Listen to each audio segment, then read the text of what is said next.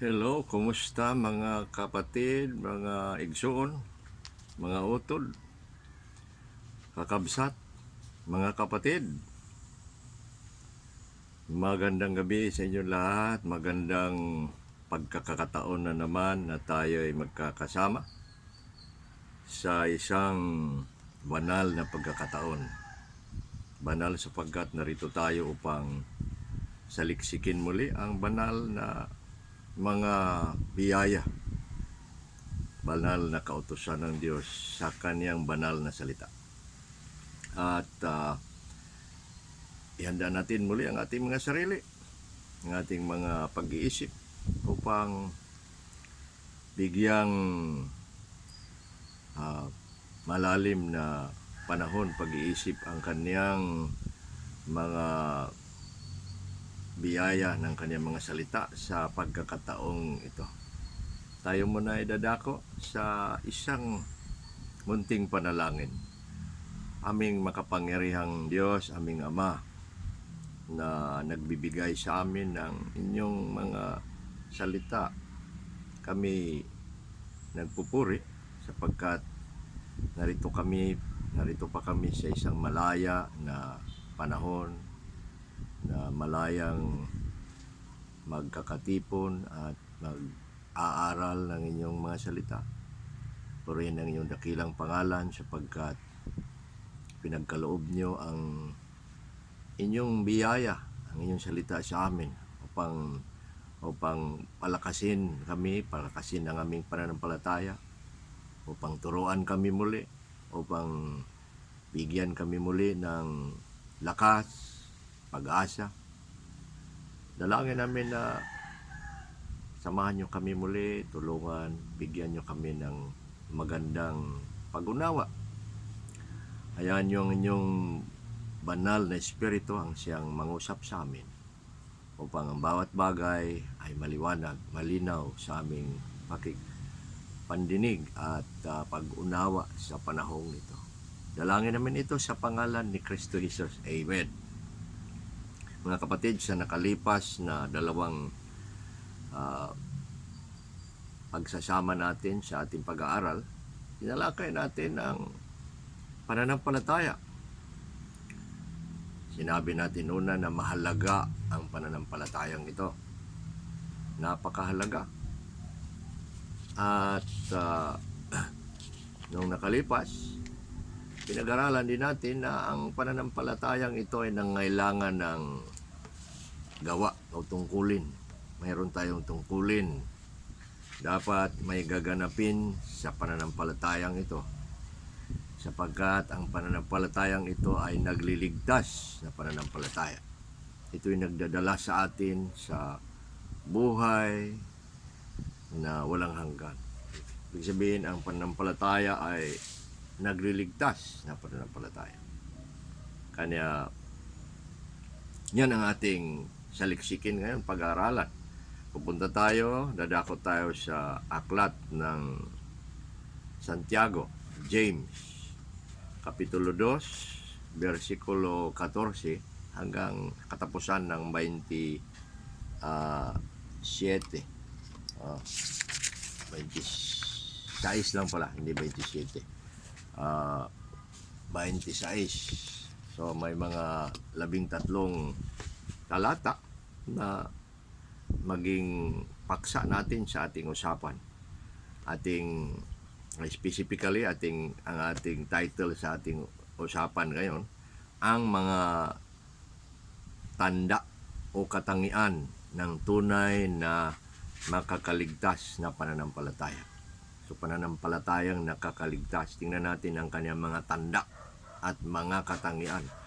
Ano kaya ang tunay na nakakaligtas na pananampalataya? Mayroon siyang tinatawag na mga tanda at katangian. Yan ang tingnan natin, mga tanda at katangian sa nakakaligtas na pananampalataya. Ayon sa Efeso, Kapitulo 2, 8 at 9, na tayo ay naligtas, tayo ay napatawad, tayo ay pinawalan sala, tayo ay binuhay ng Diyos sa pananampalataya. Biyaya yan. sa pamamagitan ng biyaya. Kaya itong pananampalataya, biyaya, doon tayo naligtas sa ating pagsampalataya doon sa Ebanghelyo, niligtas tayo. Biyaya yon, hindi atin. Mula sa Diyos. Sabi ng Efeso 2:8 at 9. Ngayon, pupunta na naman tayo sa aklat ng Santiago. Tingnan natin na ang nakakaligtas na pananampalataya ayon kay Santiago ay paano. Ano ang katangian nito kung tayo naligtas nga sa pananampalataya? At ang pananampalatayang ito, sinabi natin, mahalaga.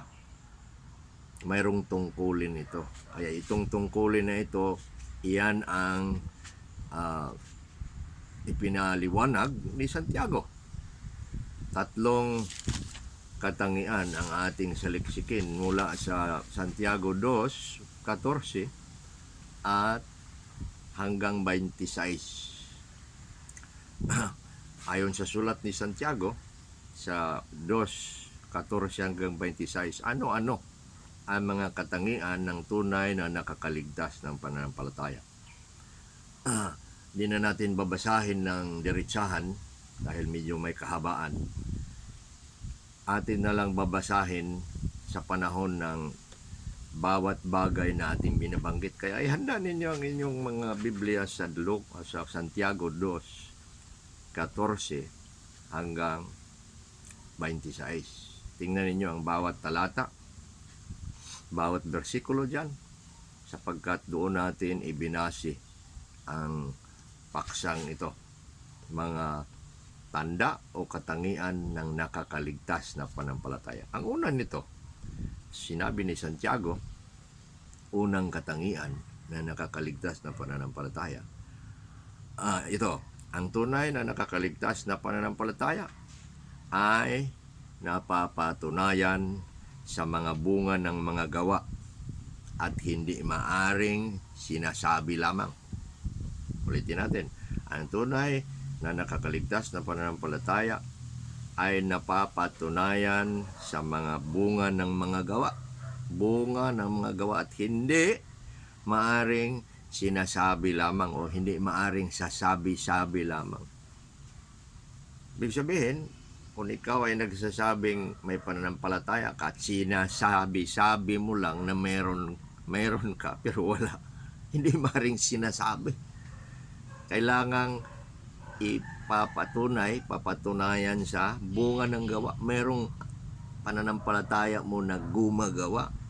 Yan ang unang binabanggit ni Santiago. Kaya dito sa talatang 14 hanggang 17, si Santiago sa pagpapatunay na hindi maaaring sabi-sabi lang o sabihin lang natin na may pananampalataya tayo na gawa pero wala pala, hindi maaaring sinasabi lamang. Ulitin natin, ang tunay na nakakaligtas na pananampalataya ay pinapatunayan o napapatunayan sa mga bunga ng mga gawa at hindi maaring sabihin lamang o sasabi-sabi lamang. Kaya si Santiago gumawa ng 3 bagay sa pagpapatunay nito na hindi maaring ang nakakaligtas na pananampalataya ay sabi-sabi lamang ang kaniyang katunayan, ang kaniyang ebidensya. 3 bagay ang kanyang sinabi. Una, gumawa siya ng 2 pagtatanong. 2 pagtatanong na ating tingnan kung ano ito. Pangalawa, gumawa siya ng 2 paglalarawan o ilustrasyon. Pangatlo, gumawa siya ng tinatawag nating konklusyon o paghahatol. Yan ang 3 bagay sa unang katangian. Ang tunay na pananampalataya ay napapatunayan, tunay na nakakaligtas na pananampalataya ay napapatunayan sa bunga ng mga gawa at hindi maaaring sinasabi lamang. Una, gumawa siya ng 2 pagtatanong. Makita yan sa 14. Sabi ni Santiago sa unang tanong, ano ba ang kapakinabangan nito, mga kapatid? Kung sabihin ng isang tao na mayroon siyang pananampalataya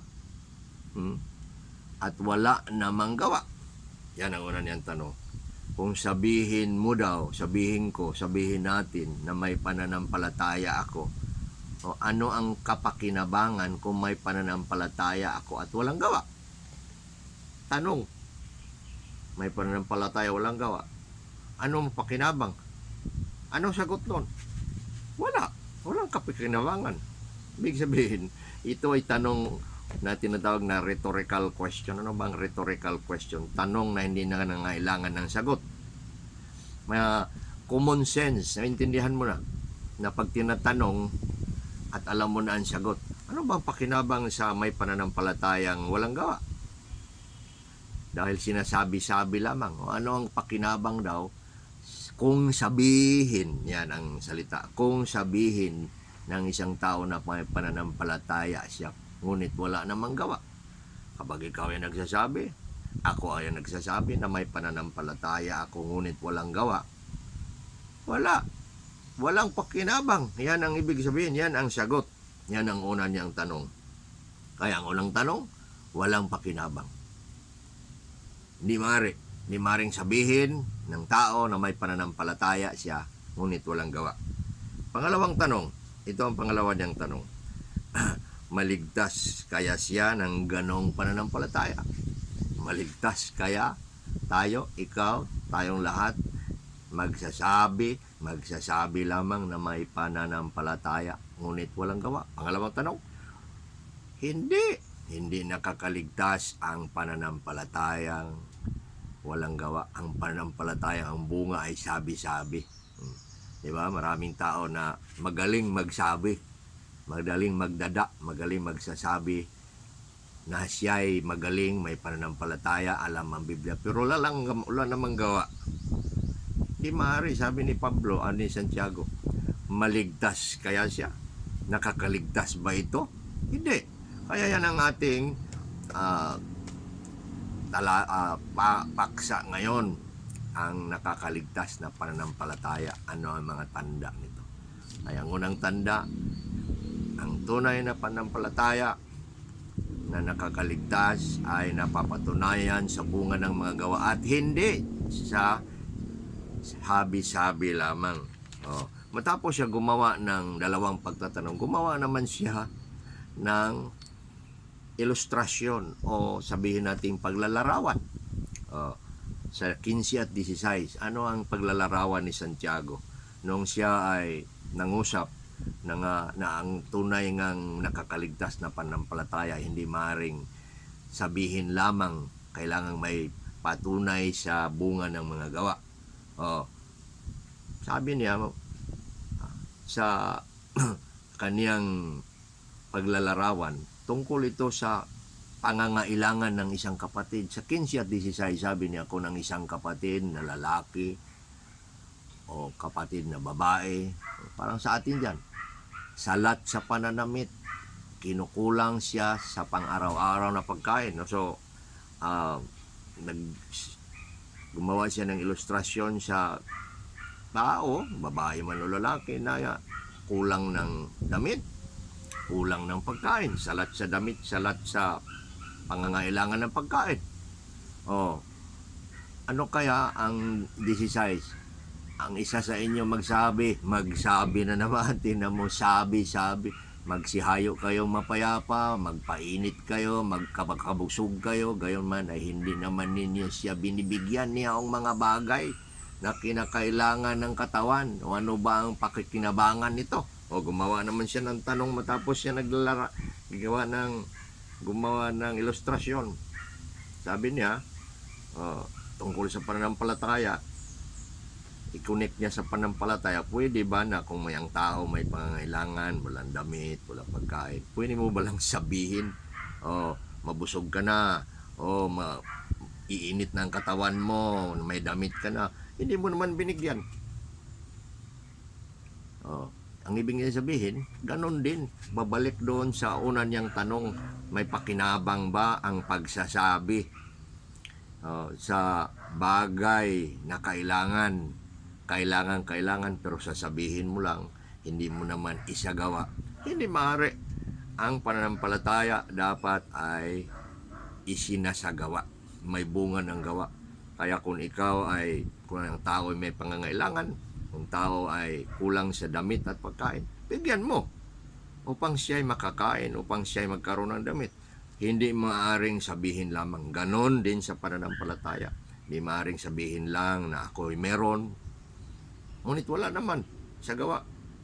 At yan ang sabi ni Santiago, na hindi maaring mangyayari ang pananampalatayang nagsasabi lamang ngunit walang gawa. Gumawa siya ng konklusyon matapos. Unang konklusyon sa dalawang pagtatanong at isang tinatawag na ilustrasyon o paglalarawan. Anong konklusyon niya sa 17? Sa 17, ito ang sabi, maging gayon din ang pananampalataya kung wala itong taglay na mga gawa ay patay. Palibhasa ay nag-iisa. Nag-iisa, walang gawa, pananampalataya, walang gawa, walang balanse. Ang konklusyon, ang pananampalatayang sinasabi lamang at walang gawa ay patay. Pananampalataya na ang bunga niya ay sabi-sabi, diba? Walang balanse. Pananampalataya dapat may gawa. Pero ang sabi ni Santiago dito, ang pananampalatayang nagbubunga ng sabi-sabi pero wala namang gawa, patay. Walang buhay, walang galaw, walang hininga, walang silbi, walang pakinabang, hindi maaari, hindi nakakaligtas, at hindi katanggap-tanggap sa Diyos. Ay sa atin. Kaya yan ang una nating tanda o katangian ng nakakaligtas na pananampalataya. Ang tunay na nakakaligtas na pananampalataya ay napapatunayan sa bunga ng mga gawa at hindi maaaring sinasabi-sabi lamang. Kaya mag-ingat tayo sa pagsasabing ako'y Kristiyano, may pananampalataya. Ang bunga mo ay sabi-sabi. Sa araw-araw, hindi nababago ang iyong buhay. Ang mga bunga ng Espiritu na sinasabi sa Biblia ay wala sa iyo. Patay ang iyong pananampalataya. Pangalawang katangian dito sa sulat ni Santiago. Pupunta na tayo sa 18 hanggang 20. Ito ang pangalawang katangian o tanda ng nakakaligtas na pananampalataya. Ang tunay na nakakaligtas na pananampalataya ay hindi maaaring matatago at mahihiwalay sa makikitang mabubuting gawa. Ano daw ang hindi maaring maitatago at mahihiwalay sa mga makikitang mabubuting gawa. Ibig sabihin, kung ikaw may pananampalataya, malalaman, makikita sa ebidensya. Dahil nagsasama-sama naman tayo, dahil buhay naman tayo, dahil lumalabas naman tayo, dahil nagkikita naman tayo sa buhay. Ibig sabihin, ikaw ay malalantad.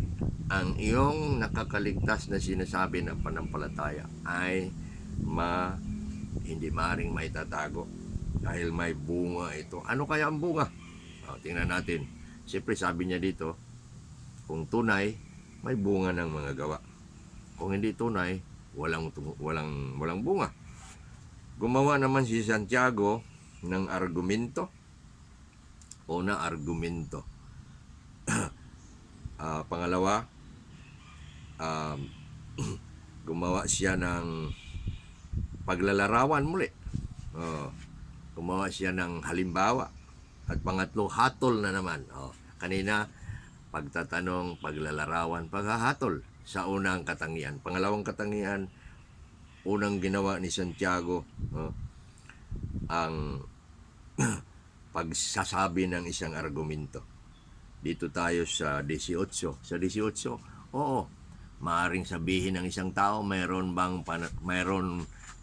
kang pananampalataya at mayroon naman akong mga gawa. Dalawang tao parang nagdidebate, nag-aargumento.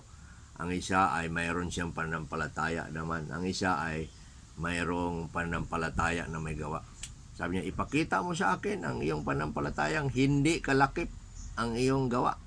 At ipakikita ko naman sa iyo ang aking pananampalataya sa pamamagitan ng gawa. So ang isa, may pananampalataya, pero sabi-sabi lamang at wala namang gawa. Yung isa naman, ipakita daw niya na may pananampalataya siya, kalakip, merong gawa, tunay. Yun. Kaya, dalawang bagay, isang argumento na sinabi ni Santiago. Ang taong may pananampalataya na walang gawa, ipakita mo. Paano nga ipakita? Wala nga eh. Pangalawa, ang taong may pananampalatayang may mga gawa, sabi din niya, ipakita ko. Ay hinahamon ng kabila, ikaw may pananampalataya, ako mayroong gawa. Pakita mo nga sa iyo. Sabi-sabi ka lang. Yung mga dada, yung mga ingay, minsan nakakasuya dahil maingay. Ingay lang, ngunit wala namang ingay sa gawa. Dapat ang mag-iingay yung ating gawa, ang pananampalatayang gumagawa. Kaya sunod na sinasabi ni Santiago sa 19, gumawa siya ng ito, paghahalintulad kung ano ang mangyayari sa taong nagkakaroon daw ng pananampalatayang walang gawa. Sa 19, ito ang sabi, sumampalataya ka na mayroong iisang Diyos, mabuti ang iyong ginagawa. Ang mga dyablo naman ay nagsisampalataya at nagsisipanginig pa nga. Tingnan ninyo ang sabi ng Apostol Santiago. Ano daw ang maaring katulad sa nagsasabing may pananampalataya na hindi ko magawa? Sabi niya, una, sumampalataya ka na may Diyos. Totoo naman, maaari kang sasampalataya sa buong kasulatan. Mabasa mo ang lahat ng aklat ng Biblia, sasampalataya ka na may Diyos. Maaari kang sasampalataya tungkol kay Kristo na Panginoon. Ngunit, walang gawa. Ano ang mangyayari? Ikaw daw ay mayroong pananampalataya na katulad ng pananampalataya ng dyablo. Dahil ang dyablo ay sumasampalataya din sa Diyos. Tingnan mo ang kasulatan, basahin mo.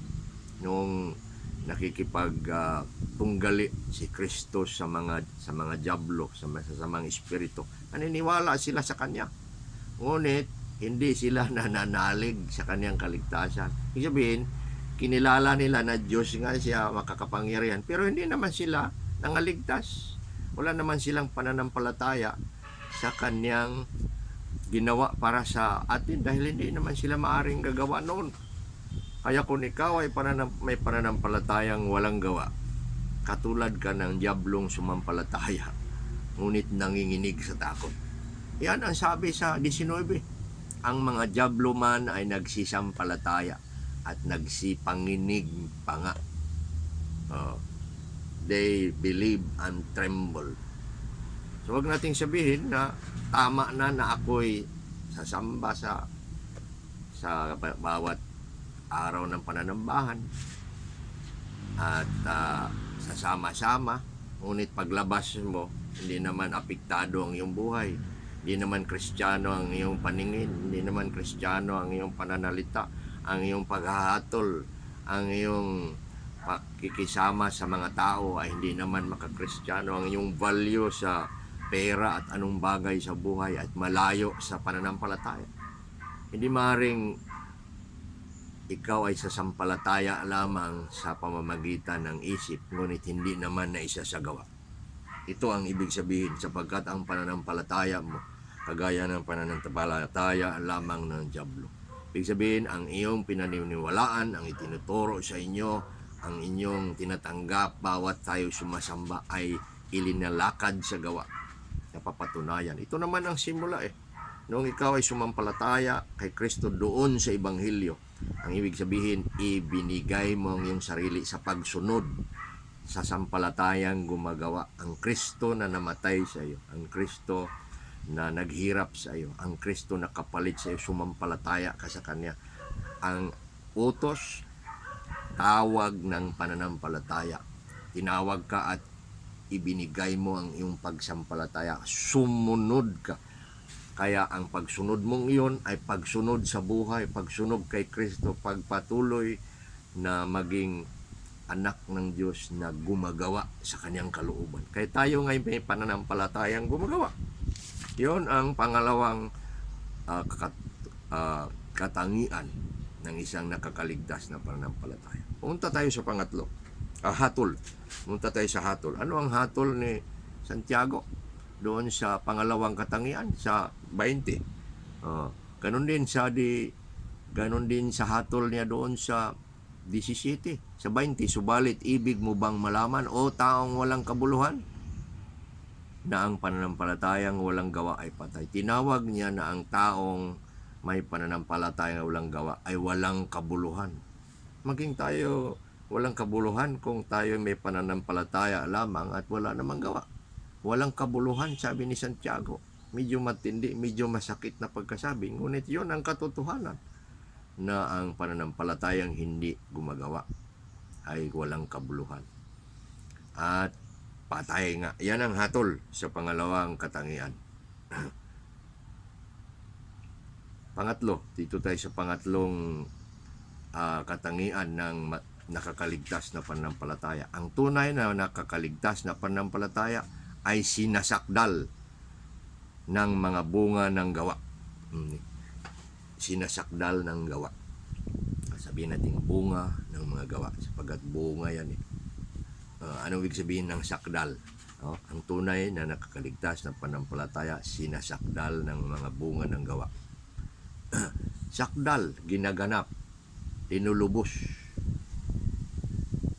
pinerpekto, perfecto na, piniperpekto, kinukumplito, sinasakdal. Iyon ang pangatlong katangian. Nakakaligtas na pananampalataya ay sinasakdal ng mga gawa, bunga ng mga gawa. May dalawang modelo at ilustrasyon o paglalarawan si Santiago dito. Gumawa siya ng dalawang modelo, dalawang ilustrasyon muli, o dalawang halimbawa. Si Abraham, ang kaniyang pananampalataya, at si Haga, itong si isang babae na doon sa libro ng Exodo, ang pananampalataya ni sino ito? Rahab. Si Rahab pala. So una, tingnan natin ang pananampalataya ni Abraham. Dahil ang pananampalatayang nakakaligtas, sinasakdal sa gawa. Paano naging sakdal itong si Abraham sa kanyang pananampalataya? Ano ang mga gawa ni Abraham na nagpapasakdal, nagpapalubos, nagpapaganap, nagpapaperpekto, nagkukumplito sa kanyang pananampalataya? Una, sinasabi sa 21, nitong si Abraham ay pinawalang sala sa pamamagitan ng mga gawa. Yung pananampalataya niyang tunay na nasakdal una sa sa bersikulo 21, sa pagpapawalang sala sa kanya. Siya nga ay justified noong siya tinawag na ialay ang kanyang anak. Yun ang pagsubok ni Abraham sa tunay niyang pananampalataya. Tinawag siyang mag-alay, at ang ialay pa ang kanyang anak. Dinala niya sa bundok ng Moriah upang ialay nga doon. Ngunit alam natin ang kwento na hindi nga natuloy dahil ang Diyos ay nakakita. Nakita niyang tunay nga ang kanyang pananampalataya, kasi siya ay tinatawag na pinawalan sala. Nagsimula doon na nagkaroon siya ng tunay, sakdal na pananampalataya. Unang pagsubok, pagkasakdal sa kanya, siya ay sinasabing pinawalan sala sa pamamagitan. Ano ba ang pagpapawalan sala? Parang wala ka ng kasalanan, sakdal ka na. Ang iyong pananampalataya ngay tunay, sinubok ang Abraham na ito, at tunay nga siya. At sa 21 yan, Kaya sa 22, nakita mo ba kung paano ang pananampalataya ay gumawang kalakip ng kaniyang mga gawa? Oh.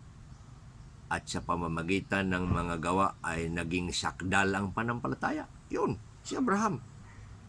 Naging sakdal, naging kumpleto. Hindi naman perfecto na wala na siyang kasalanan dahil makasalanan nga tayong pinatawad lamang. Ibig sabihin, ang pananampalataya niya ay naging puro, naging tunay na pananampalataya, naging sakdal na pananampalataya. Sa 23, natupad ang kasulatan na nagsasabi, sumampalataya sa Diyos si Abraham at iyon ay binilang na katuwiran sa kanya. Matapos siyang sinakdal o sinasabing pinawalan sala sa pananampalataya. Pangalawa, sinasabi naman na siya ibinilang na katuwiran sa kanya. Ibig sabihin yung pagkamatuwid sa Diyos ay binigay sa kanya. Ginawa siyang matuwid, pinawalan sala, ginawang matuwid. Yung sinasabi na ang pagkamatuwid sa Diyos ay naging atin, naging sa iyo. Siya ay matuwid, si Kristo ay ang ating katuwiran, siya ang ating righteousness. Noong tayo sumampalataya sa Kanya, ibinigay, it was imputed to us. Naging atin. Ibig sabihin tayo ay hindi matuwid. Naging tayo matuwid dahil ang katuwiran niya ay atin. Ganon si Abraham. Siya ay pinawalan sala at ginawang matuwid. Yon ang nangyari kay Abraham. Nung inandog si Isaac, pinawalan sala. At nang nangyari yan, ginawa siyang matuwid. At sinasabi ng Biblia, ginawa pa siyang kaibigan ng Diyos. Yan ang sinasabi sa versikulo 23. Natupad ang kasulatan na nagsasabi, sumampalataya sa Diyos si Abraham at yun at ibinilang na katuwiran sa kanya. Tinawag siyang kaibigan ng Diyos. Kung si Abraham ay ganon din tayo dahil ang Diyos naman ay hindi Diyos na impartial. Hindi naman siya nagsasabing mas magaling siya at hindi tayo. Ibig sabihin, God is not a respecter of persons. Kung ibinigay niya sa kanya, iibibigay rin sa bawat isang sasampalataya. At ano ang hatol? Konklusyon. Hindi pala. Bago ang konklusyon, may panalawang pananampalataya. Ang pananampalataya ni Rahab. Ang tunay na nakakaligtas na pananampalataya ay sinasakdal sa mga gawa. Si Abraham yon. Pangalawa, ang naging sakdal sa pananampalataya sa pamamagitan ng gawa ay si Rahab. Sino itong si Rahab? Si Rahab, ayon sa Biblia, ay isang babae na nagtago.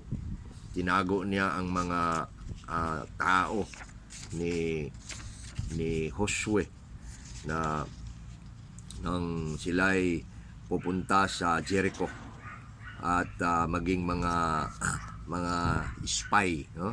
Upang tingnan ang siyudad na yon dahil aatake nga ang mga pangkat ng Israel.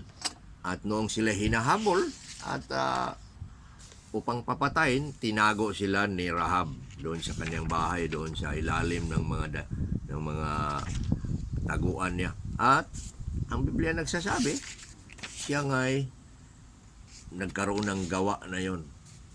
At ito ang sinasabi nang nangakita ninyo kung paanong pinatawalang sala ang isang tao sa pamamagitan ng gawa at hindi sa pamamagitan ng pananampalataya lamang.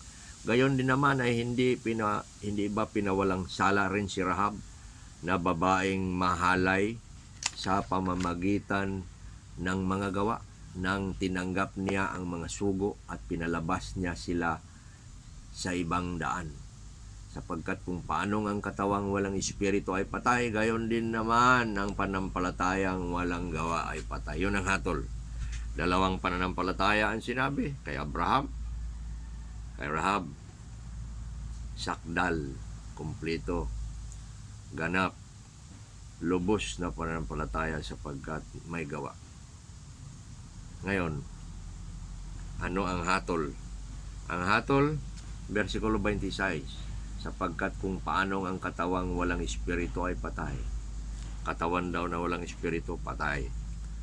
Ang pananampalatayang walang gawa ay patay rin. Ibig sabihin, hindi maaaring tatayo ang pagsampalataya na walang gawa. Kaya nga ang pananampalataya ay kasama lagi sa pagsisisi. Nung ang ebanghelyo ay tawag sa pagsampalataya at tawag sa pagsisisi. Sumunod ka sa kay Kristo sa pananampalataya, ngunit linakipan mo ng gawa, ang gawa mo ay pagsisisi. Nung sinabi mo, narito ako Panginoon, sasampalataya ako sa iyo, ang iyong ginawa ay para sa akin. Paano mo patunayan? Tunayan mo sa akin na buhay ang pananampalataya mo sa akin. Magsisisi ako, Panginoon. Iwanan ko ang aking kasalanan. Iwanan ko ang masasama kong gawa. Yun ang sinasabi na Biblia na pagsunod sa pananampalataya, the obedience to the faith or obedience of faith. Ganon.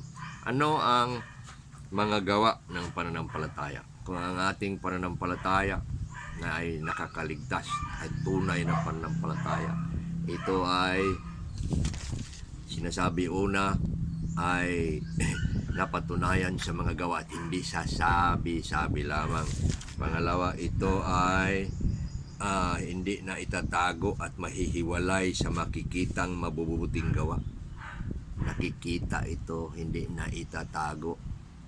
Kasi kung sabi-sabi lamang, parang may pananampalataya ka ng dyablo. Ang pananampalataya mo ay nalalaman, nakikita. Kaya ano ang mga gawa ng ating pananampalataya? Dapat sa buhay. Practical applications to this. Una, sa ating mga sarili. May mga bunga tayo. Ang unang gawa ng ating pananampalataya ay ang ating gawa ng ating mga bagong pag-uugali. Lakad natin sa araw-araw. Lakad ng ating buhay, ang ating pag-iisip, ang ating pananalita, ang ating mga gawa sa araw-araw, ang ating ugali, ibig sabihin. Hindi muna sa labas, hindi muna ang Diyos naghahanap dyan, hindi muna naghahanap ang Diyos kung anong gawin natin sa church, anong gawin natin sa mga tao. Una, tayo muna. Siyempre, ang relasyon natin sa tao, kasi kailangan naman tayong makisama. Sabihin, ugali. Hindi naman tayo maging perfecto na wala ng masama. Pero ibig sabihin, nababago tayo. Nagbabago mga ugali natin. At ang mga ugaling ito ay napapatunayan sa tinatawag na bunga ng Espiritu. Espiritu Santong gumagawa sa atin, naninirahan sa atin, naglalabas siya ng bagong mga ugali na tinatawag sa Galatia 5:20 hanggang 23. Bunga ng Espiritu ay pag-ibig, kapayapaan, kagalakan, kabutihan. Siyam yan. Basahin mo ang bunga ng Espiritu. Love, joy, peace, patience, goodness, kindness, gentleness, self-control. Yan ang ugali sa ating buhay. Pangalawa, sa ating relasyon sa Diyos. Pangalawang bunga, so relasyon sa Diyos. Una, relasyon sa ating sarili, ang ating mga ugali. Pangalawa, relasyon sa Diyos, ang ating pakikitungo sa Diyos, paghahanap natin sa Diyos araw-araw, pag-ibig natin sa Diyos, sa ating pakikisama sa Kanya, doon sa Kanyang salita araw-araw. Binabasa mo ba, binubuklat mo ba ang Biblia mo sa araw-araw? Matapos ka magising sa araw, ikaw ay namumuhay, nag-iisip ka ba ng Kanyang mga salita? Nananalangin ka ba sa bawat araw, gabi at umaga, tanghali? Yun bang pagsamba ay pagsamba mo rin araw-araw, hindi lang sa bawat Biyernes o Sabado? Patuloy tayong sumasamba. Pangatlo, bunga natin ng pananampalataya sa ibang tao. Namumunga tayo. Ang Kristiyano ay namumunga ng ibang Kristiyano. ang ating buhay ay dumadami, namumunga tayo. Kung parang saging na mayroong saha, mayroong bagong lumalabas na anyo mula sa atin. Bunga. Sabi ni Jesus, hindi kayo ang pumili sa akin, ako ang pumili sa inyo upang kayo'y aking ipadala, pumayo at mamumunga. At mamumunga ng marami, sagana, at ang inyong mga bunga ay nagpapatuloy. Tingnan nyo. So, mga bunga ng ibang tao, tao kahit sa iglesia, mga tao na pinagpala dahil sa atin, tayo ay mga taong nagpapala ng iba. We are a people of blessing. As God has blessed us, we will bless others. We are to be blessings for others. Kaya yun ang mga bunga ng pananampalataya. Tayo ay mayroong sinasabing pananampalatayang nakakaligtas dahil ito'y gumagawa. Salamat mga kapatid sa aral na ito, naway isang hindi malimutang aral at mensahe sa bawat isa sa atin. Balikan nyo ang mga aral na ating pinag-aralan. Mayroon tayong mga notes dyan, may mga pinapadala tayong kalakip ng mensahe ng oral, mayroon din tayong written. Kaya balikan ninyo, pag-aralan ng mabuti, kagaya ng taga Berea, nung nangaral si Pablo sa Berea, ang kaniyang tinuturo, ang kaniyang sinasabi, ang kaniyang ipinangaral, ay binalikan nila, kanilang sinaliksik ang mga bagay na kanyang itinuro. Kung tutunay nga, kaya kung tunay nga ang pinuturo ko, punta kayo sa Biblia. Tingnan ninyo ang libro ng Santiago na ating pinag-aralan niyo. Tingnan ninyo ang dati nating mga aral na ating sinalaysay dito. At mapatunayan ninyong tunay at kayo rin ay pagpapalain. Tayo manalangin. Purihin ka man naming Diyos sa inyong biyaya, sa inyong kapangyarihan, sa mga salita niyong tinuro niyo sa amin, binuksan niyo sa amin. Dalangin namin at kami nga, O Diyos, nawa ay magkaroon ng tunay na nakakaligtas na pananampalataya. Gawin niyo, Apo, Panginoon, na sa inyong biyaya at kapangyarihan, kami nga ay may pananampalatayang tunay na nakikita sa bunga ng mga gawa. Purihin ang inyong dakilang pangalan sa pangalan ni Kristo Jesus. Amen. Hanggang sa sunod mga kapatid nating mensahe at pagkikita, pagpapalain tayong lahat ng Panginoon.